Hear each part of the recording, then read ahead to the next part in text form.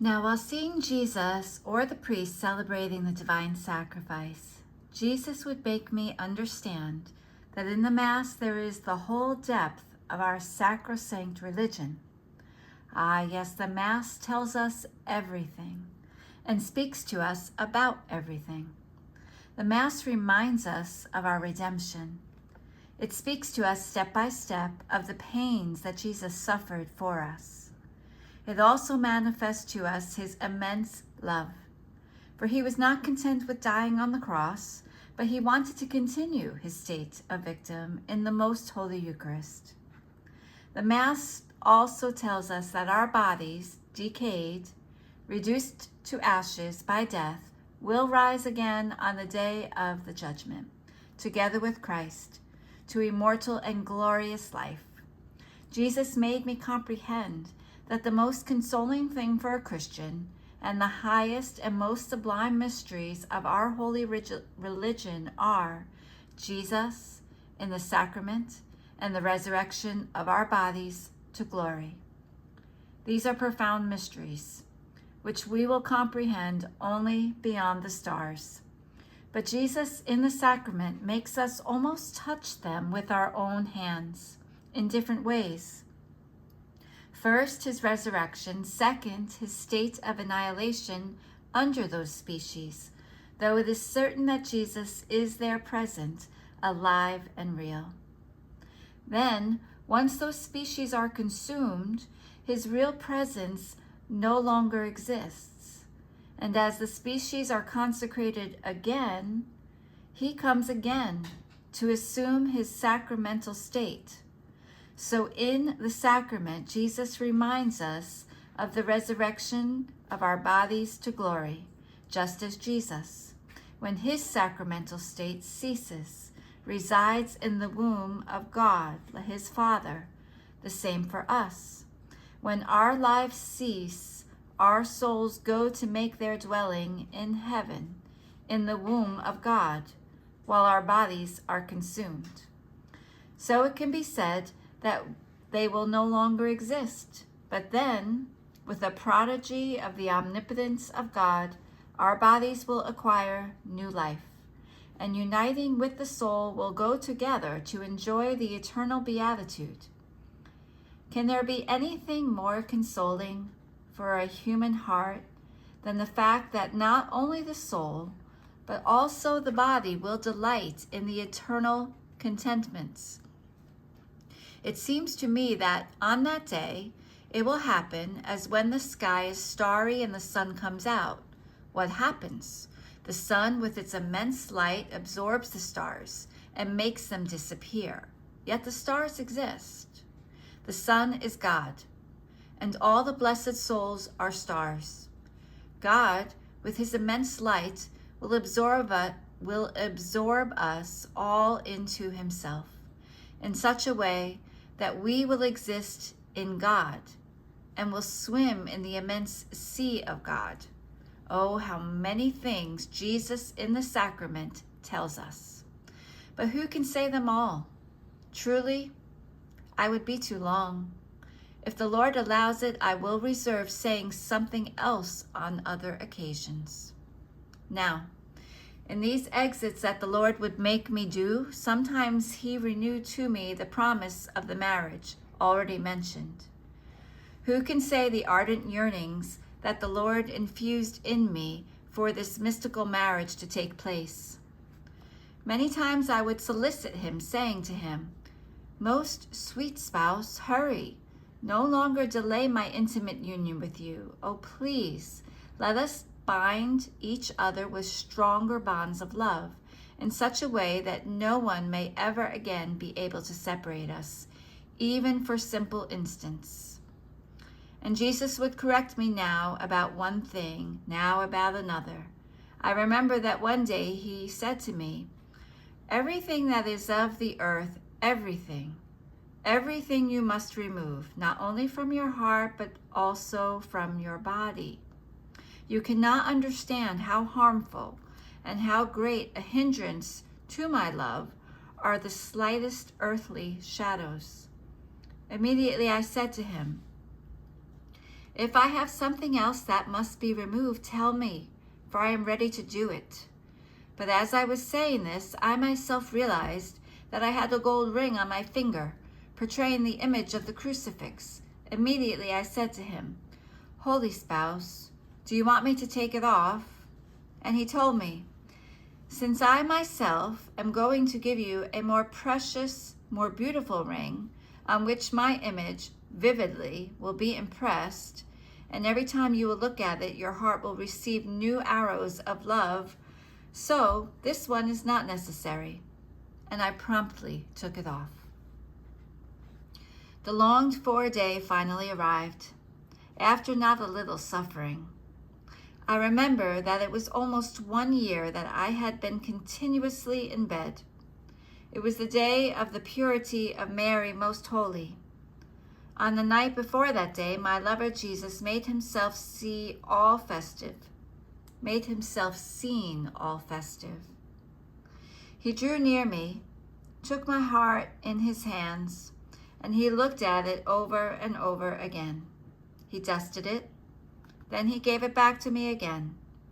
Then he took a garment of immense beauty. It seemed to me that its background was a layer of gold, streaked with various colors, and he clothed me with that garment. Then he took 2 gems, as if they were earrings, and he bejeweled my ears. Then he adorned my neck and my arms, and surrounded my forehead with a crown of immense value, all enriched with precious stones and gems, all refulgent with light, and it seemed to me that those lights were as many voices that resounded among themselves, speaking in clear notes of the beauty, power, fortitude, and all the other virtues of my spouse, Jesus. Who can say what I comprehended and in what sea of consolation my soul was swimming? It is impossible to say it. Now, while Jesus was crowning my forehead, he told me, "My most sweet spouse, I place this crown upon you so that nothing may be missing in order to make you worthy of being my spouse. But then, after our wedding is done, I will take it with me to heaven to keep it for you at the moment of your death." Finally, he took a veil and covered me completely with it, from head to foot, and he left me in that way. It seemed to me that in that well there was a great meaning. In that veil there was a great meaning. Meaning because the demons, in seeing me all covered with that veil, were so frightened and had such fear of me, and they fled, terrified. The very angels were around me with such veneration that I myself was confounded and full of blushing. On the morning of the aforementioned day, Jesus made himself seen again, all affable, sweet, and majestic, together with his most holy mother and Saint Catherine. First, a hymn was sung by the angels, while Saint Catherine assisted me. Mama took my hand, and Jesus put the ring on my finger. Then we embraced, and he kissed me, and so did Mama also. Then we had a conversation, all of love. Jesus told me of the great love he had for me, and I also told him of the love I had for him. The Most Holy Virgin made me comprehend the great grace I had received, and the correspondence with which I was to correspond to the love of Jesus. My spouse, Jesus, gave me new rules in order to live more perfectly, but since it has been a long time, I don't remember them so well. Therefore, I will skip them. And so it ended for that day. Who can say the finesses of love that Jesus made to my soul? They were such and so many that it is impossible to describe them, but I will try to say a little I remember. Sometimes carrying me with him, he would take me to paradise, and there I could listen to the canticles of the blessed, and I could see the divinity, the different choirs of angels, the orders of the saints, all immersed in the divinity of God, absorbed, identified with it.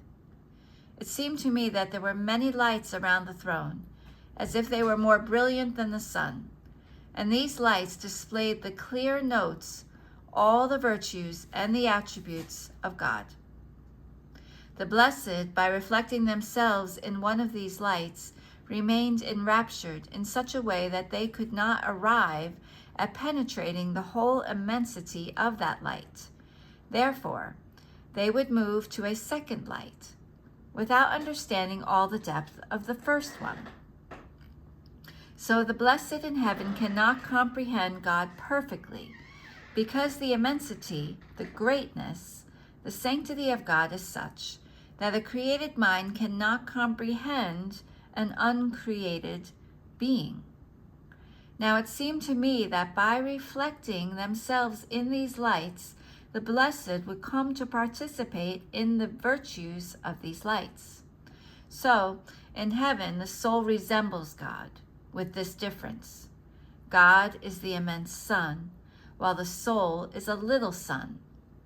But who can say all that can be understood in that blessed dwelling? While the soul is in the prison of the body, it is impossible. While one can feel something in the mind, the lips do not find the terms to be able to express it. It seems to me that it is like a child who begins to babble. He would like to say so many things, but in the end he remains without being able to say even one clear word. Therefore, I stop here without going any further. I will only say that sometimes, while finding myself in that blessed fatherland, I would be strolling together with Jesus in the midst of the choirs of angels and the saints, and since I was newly espoused, all the blessed would unite together to participate in the joys of our marriage. It seemed to me that they would forget their own contentments to occupy themselves with our own. And sometimes Jesus would show me to the saints, saying to them, "See this soul? She is a triumph of my love. My love has surpassed everything in her." Other times then he would have me put myself at the place that was destined for me, and he would say to me, "Here is your place. No one can take it away from you." And at times I would reach the point of believing that I would no longer have to come back to earth, but in one simple instant I would find myself locked up in the wall of my body. Who can say how so very bitter this returning would be for me? It seemed to me that in going from the things of heaven to the things of this earth, everything was rotten, insipid, bothering. The things that so much delighted others were bitter for me. The people most dear, most distinguished, such that others would do who knows what in order to be with them, were indifferent to me, and also bothering. Only by looking at them as images of God did I seem to be able to bear them. But my soul had lost any satisfaction. Nothing would bring it to the slightest shadow of contentment, and the pain I felt was such that I would do nothing but cry and lament to my beloved Jesus. My heart lived restless amid continuous yearnings and desires. I felt it more in heaven than on earth. I felt in my interior something that consumed me continuously. So bitter and painful it was for me having to continue to live. But the obedience almost put a brake on these pains of mine, commanding me in an absolute way not to desire to die, and that only then was I to die, when the confessor would give me the obedience. So in order to do the holy obedience, I would do as much as I could so as not to think about it, since in my interior there was a continuous ejaculation of desires of wanting to go. So for the most part my heart calmed down, but not completely. I confess the truth. I was very deficient in this, but what could I do? I could not restrain myself. For me, it was a true martyrdom. My Jesus would say to me, "Calm yourself. What is it that makes you desire heaven so much?" I would say to him, "It is that I want to be always united with you. My soul can no longer bear being separated from you, not just for one day, but even for a moment. Therefore, I want to come at any cost. Well then, he would say to me, if it is because of me, I want to make you content. I will come and stay with you. Then I would say to him, but then you leave me, and I lose sight of you. While in heaven it is not so. There I can never lose sight of you. Sometimes Jesus also wanted to joke, and this is how. While I would be amid these yearnings, he would come all in a hurry and would say to me, do you want to come? And I would say to him, where? And he, to heaven. And I, you really mean that? And he, but hurry, come, do not delay. And I, well then let's go. But I fear you want to make fun of me. And Jesus, no, I really want to take you with me. And while he would say this, I would feel my soul go out of the body, and together with Jesus, I would set off for heaven. Oh, how happy I would be then, thinking that I had to leave the earth. Life seemed to be asleep to me. Suffering seemed so very little. And we would reach a high point of heaven. I would hear the singing that the blessed were doing.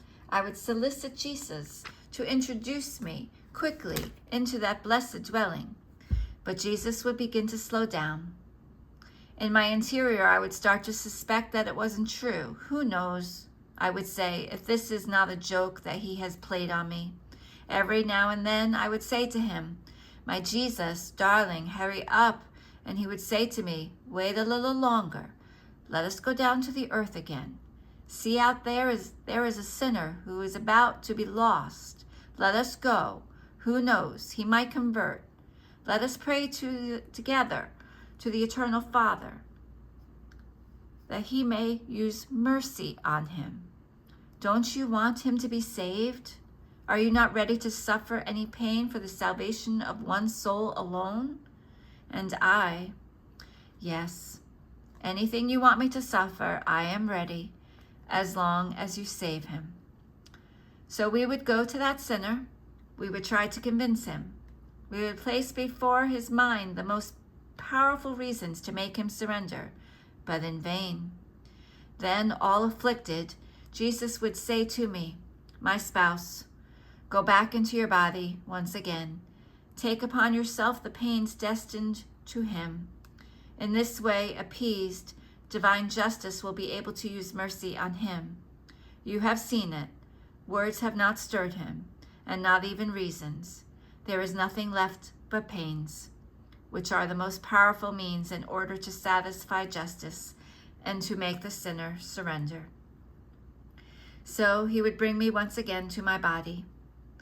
Who can say the sufferings that would come to me?